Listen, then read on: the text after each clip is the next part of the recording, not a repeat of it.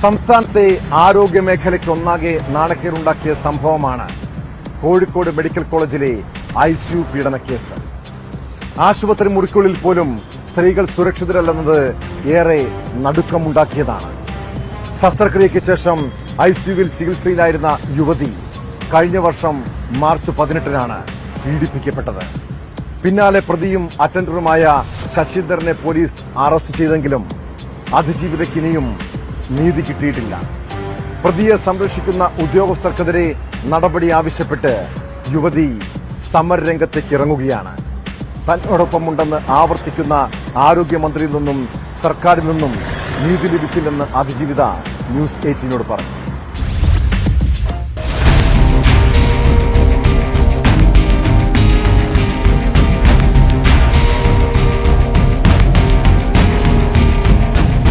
കഴിഞ്ഞ വർഷം March 18-നാണ് Kozhikode medical കോളേജിൽ തൈറോയ്ഡ് ശസ്ത്രക്രിയയ്ക്കു ശേഷം ICUവിൽ പ്രവേശിപ്പിച്ച യുവതിയെ അറ്റൻഡർ പീഡിപ്പിച്ചത്. കേസ് വിചാരണയിലേക്ക് കടക്കുമ്പോഴും പീഡനത്തിനു ശേഷം വൈദ്യപരിശോധനയിലടക്കം വീഴ്ച വരുത്തിയ ഡോക്ടർമാർക്കും ഗുരുതരമായ പിഴവ് വരുത്തിയ മറ്റു ജീവനക്കാർക്കുമെതിരെ നടപടിയില്ല. നടപടി ആവശ്യപ്പെട്ട് അതിജീവിത സർക്കാരിനെയും പോലീസിനെയും സമീപിച്ചിരുന്നു. എന്നാൽ കൃത്യമായ പരിശോധന നടത്താതെ തന്റെ സ്ത്രീത്വത്തെ പോലും അപമാനിച്ച ഡോക്ടർക്കെതിരെ ചെറുവിരൽ പോലും അനക്കുന്നില്ലെന്നാണ് പരാതി.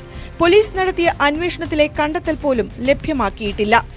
യാഥാർത്ഥ്യം മറച്ചു വെക്കാനാണ് അവർ ശ്രമിക്കുന്നത്.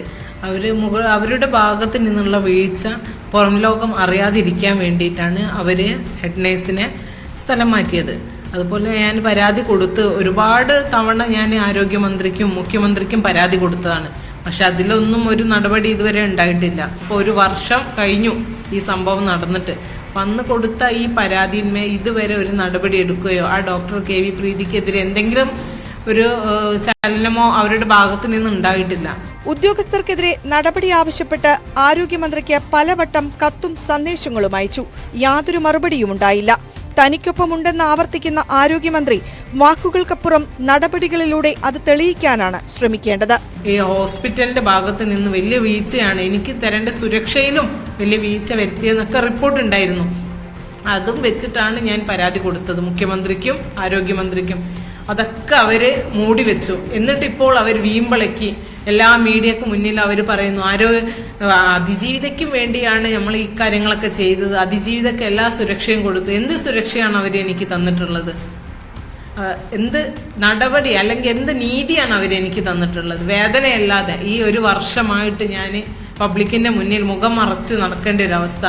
പരാതികളിൽ നടപടിയെടുക്കാനായി 3 ദിവസം കാത്തിരിക്കും. ഫലം അനുഭാവപൂർവമല്ലെങ്കിൽ സമരം തുടങ്ങും. 1 വർഷം ഞാൻ ക്ഷമിച്ചില്ലേ, ഇനി എനിക്ക് ക്ഷമയില്ല. കാരണം ഞാൻ എന്തായാലും പുറത്തേക്ക് ഇറങ്ങി. ഇനി എനിക്ക് നീതി വാങ്ങുന്നത് വരെ ഞാൻ സമരം തന്നെ ചെയ്യും. ഞാൻ ഏറിയാൽ ഒരു 2-3 ദിവസം ഞാൻ സമയം കൊടുക്കും. അതിലധികം ഞാൻ സമയം കൊടുക്കില്ല.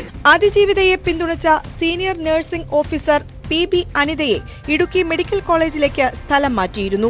ഹൈക്കോടതി ഉത്തരവുണ്ടായിട്ടും തിരികെ കോഴിക്കോട് ജോലിയിൽ പ്രവേശിപ്പിക്കാത്തതിനെ തുടർന്ന് 6 ദിവസം സമരം ചെയ്ത് സർക്കാരിനെ മുട്ടുകുത്തിച്ചാണ് അനിത ജോലിയിൽ തിരികെ കയറിയത്. കോഴിക്കോട് നിയമനം നൽകാത്തതിനെ തുടർന്ന് അനിത ഫയൽ ചെയ്ത കോടതിയലക്ഷ്യ ഹർജി ഹൈക്കോടതി തീർപ്പാക്കിയിരുന്നു.